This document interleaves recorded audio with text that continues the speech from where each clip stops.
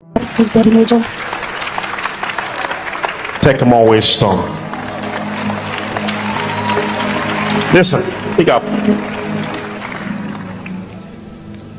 There goes Naledi Chirwa le Papa. We kept on saying that EFF followers are cut from the same cloth as the Bushiri followers because logic flies out the window when you are under a cult. We kept on saying this thing, and then the images, or rather the video of Naledi Chirwa aleko kerekeng ya Bushiri ya tlhagella. Hi bafethu, are you trying to tell me that we are that accurate ka analysis to the point where we say these people are like the followers of Bushiri? Go tlhagella Naledi Chirwa, the spokesperson ya bona batho ba kaofela, ntsa re papa major one what bafethu. So now let me tell you why Julius is a flip-flopper. When us South Africans saw through him and said we're not gonna fall for this, when we saw him disrupting parliament any chance he got, we said, "Aye man, bafethu, something is off here." When he told people that there is land, take up that empty land and put up your shacks, we knew something is off here and there's disruption and there's no order here. Naledi were there saying we are available because they are from a cult. They are cut from that cloth. That even when Bushiri, there was something off Gabon, they still said Major One, Papa One. So it was very easy for Malema to embrace such people. That's when he became a flip-flopper. South Africans said, we're not going to take this nonsense, and Naledi Chirwa, because they are cut from the cloth, they were ready to say you are my CIC because they come from that world. I specifically said those countries up there, if you look at all my videos, those countries up there don't mind dictators. They can't think for themselves. And that's why Malema became a flip-flopper, because they are the only ones who embraced that nonsense in Runar Saibat. They've said everything ka Bushiri, papa. So what will make her see anything wrong in this regard? She's the type of person who will say anything that this particular person says, called leader, whatever. His word is final and we're gonna stick to it. He could do that ko kerekeng, o tlo pallwa ke eng go etsa ko parlamenteng or with whatever she's following. She's not gonna stop because she is cut from that cloth, and we said it from day one. Ronamo South Africa, we are not cut from that cloth. Are not rata order and are di pugu. And that's why this country is still standing. Naledi Chirwa, yo ubaka motherland ya Gabona or Gabona ke ko Malawi and whatnot. Their countries are messed up because of this mentality that she has. She can't do anything to fix her country, and her country is messed up because it is full of people just like her. If our Tonga people are going to be baited by people who think like this, may they allow themselves not to be used by such people who have another home. Rona, we don't have a secondary home. We've got South Africa, and if we destroy South Africa like these people, they can still run away somewhere else and go wherever when this country is messed up. We are stuck with South Africa.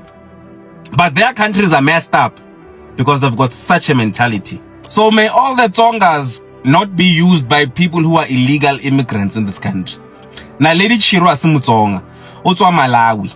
So when as a Tonga person, Naledi Chirwa is on our side, hey, let's vote, let's vote. Don't allow yourself to be used by people that are not South African, who have a secondary home and can still run away somewhere. You claim to be South African, behave like a South African and fight for your country. Don't tell us you are South African, but you are standing with people that are not even originally South African, thinking they want to fight for you, but South African in this country. Don't be misled. The policeman came and said it was an empty shack. It's a black police person. And it was an empty shack. The owner was not there. That's literally him translating it. It was an empty shack. The owner was not there. The people were taking things for themselves. Mara, people still want to hold on to how is a shack empty. It's like, Buffett, this is a black police person who's not that good at English. How empty, it means there was no one home. But he was taking the goods for himself. That's what literally he said. He said, it's an empty shack. The owner was not home. He was taking goods for himself. But people are still going to want to hear whatever it is they want to hear. How is the shack? Tongas, don't be misled by people that have a secondary home who are not originally South African. Fight for your country and stop being misled. Kabana babu papa. Please, guys. Now they keep saying Zulus are sowing division. Mara, look closely. If you are smart enough, utlabona kimang are sowing division among South Africans. South Africans are united. I'm a Tswana person and I'm united to what Zulus believe in. I'm united to what the Sothos believe. I'm united to what the Pedis believe in. I'm united to what South Africans as a whole stand for. Division, because that particular things have been clarified so many times by Abu Phakelele Motshekga. They've been clarified so many times by Abu Jacinta Gore. South Africa, stand up and fight for your own country. Phakelele Motshekga and Ngizwe have sat down with Papa Penny and they've discussed this thing, but they still want to hold on to this thing. So who's really dividing South Africans here? Let's not be stupid, guys. Come on. Naledi Chirwa, one of the most vocal and loudest voices within the EFF, is under fire. She's under fire, and not being for the first time, because remember there's also controversy about her citizenship and all of that. But also she's under fire for the fact that she's part of the people who are pushing propaganda against South Africans, to an extent that she went on a public platform and lied about the young fellow Nhlamulo who lost his life. Naledi Chirwa is one of the people, right, public figures who went on a public platforms and claimed that Nhlamulo Sambo lost his life because of the current tensions and protests currently unfolding in South Africa, where South Africans are protesting about the presence of illegal immigrants in this country. Of course, the police have later on to come on to rubbish these claims, because in Cape Town, there was never such a protest. The police have revealed that the young man died because it broke into someone's shack. The police are alleging that he's been involved in nefarious activities that include crime. So can you imagine having a member of parliament who goes to a public platform and makes such reckless statements which have later been proven to be lies? You then ask yourself the question that, what is the agenda here? What is it at play here? What is it that the EFF seeks to achieve by tainting South Africans whom their sole crime is to complain that we can't breathe because of the presence of illegal foreigners in the country? So, Naledi Chirwa under fire. I'm asking, is she misunderstood, or is she out of touch with South Africans? South Africa is once again in the middle of a heated political debate. And at the center of it is the Economic Freedom Fighters Member of Parliament, Naledi Chirwa. For the past few months, her statements and public positions have sparked strong reactions across social media, political spaces, and ordinary communities. Some people say she's standing firm for her principles. Others argue that she's increasingly out of touch with the lived realities of ordinary South Africans. So the big question is this: is Naledi Chirwa simply a young politician speaking her truth, or has she crossed a line that many South Africans feel uncomfortable with? Stay with me as we unpack the controversy, the criticism, and the bigger political tensions behind it. Let's first start there. Who is Naledi Chirwa? To understand the debate, we first need context. Naledi Chirwa is one of the members of parliament in South Africa, representing the fourth biggest political party in this country, which is the Economic Freedom Fighters, popularly known as the EFF. She rose to prominence through student activism, right? Particularly around the Fees Must Fall movement that took shape around 2015.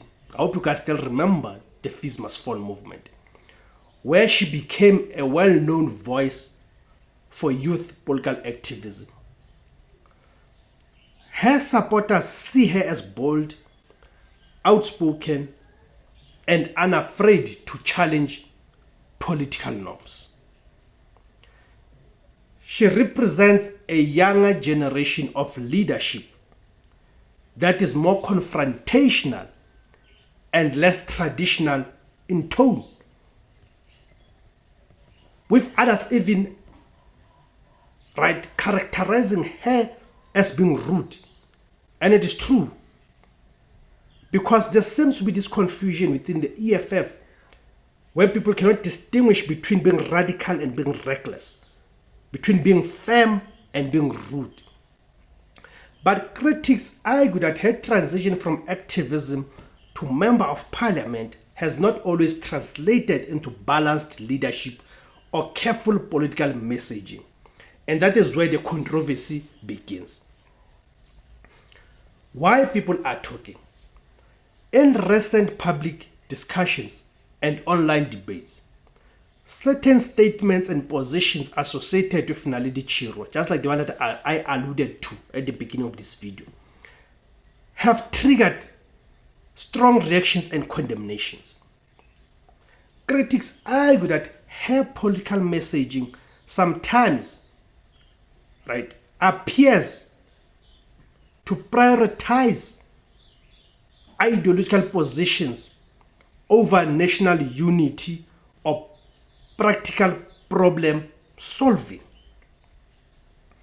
On social media platforms, some South Africans have expressed frustration, saying that certain comments made by public representatives like her seem disconnected from the daily struggles faced by unemployed citizens, small business owners, and communities dealing with service delivery challenges. Her supporters, however, argue something very different. They say she's being unfairly targeted because she speaks boldly and about inequality, historical injustice, and systematic problems that many people are afraid to address directly. So what we are really seeing is not just criticism of one politician, but a deeper clash of political worldviews in South Africa. The bigger issue, South Africa's political divide. This controversy goes beyond one individual.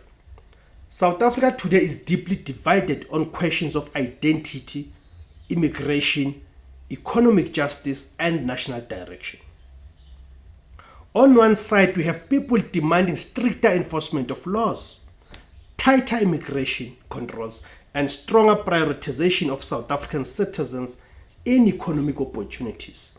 On the other side, there are those who argue that South Africa must remain open, inclusive, and historically conscious of regional solidarity and human rights. Naledi Chirwa often finds herself positioned within this broader ideological space, where every statement is interpreted through the lens of these national tensions. And that is why reactions to her are so strong. It is not just about her words, it is about what people believe those words represent. Thank you guys for tuning in. My name is Tebo Skosana. The name of the platform is Izwi Labansundu, the voice for Africans, Kamakuma Africa.